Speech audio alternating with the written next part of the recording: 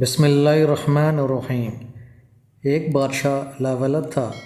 جب اس کی موت کا وقت قریب آیا تو اس نے وصیت کی کہ میری موت کے دوسرے دن جو شخص سب سے پہلے شہر میں داخل ہو میری جگہ بادشاہ بنا دیا جائے، شاہی تاج اس کے سر پر دھر دیا جائے اور مملکت اس کے حوالے کر دی جائے۔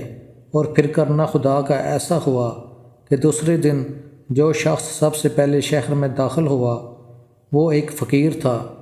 اس کی ساری زندگی در در بھیک مانگتے اور اپنی گڈری میں پیوند لگاتے گزری تھی۔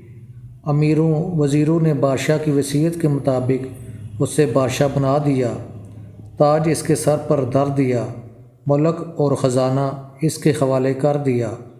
فقیر شاہانہ زندگی گزارنے لگا، مگر یہ دنیا ہے جہاں حاسد اور بدخواہ کسی کو آرام سے زندگی نہیں گزارنے دیتے اور کسی کے آرام میں دیکھ کر انگاروں پر لوٹنے لگتے ہیں۔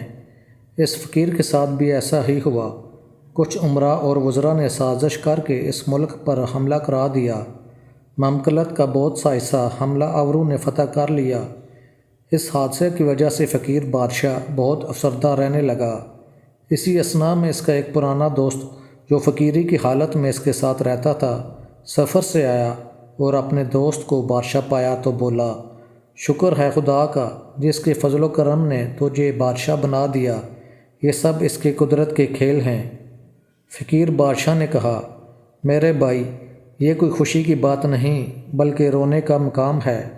جب میں فقیر تھا تو مجھے کوئی غم نہ تھا، آج جب کہ ایک بادشاہ ہوں تو ایک جہاں کا مجھے اندیشہ ہے۔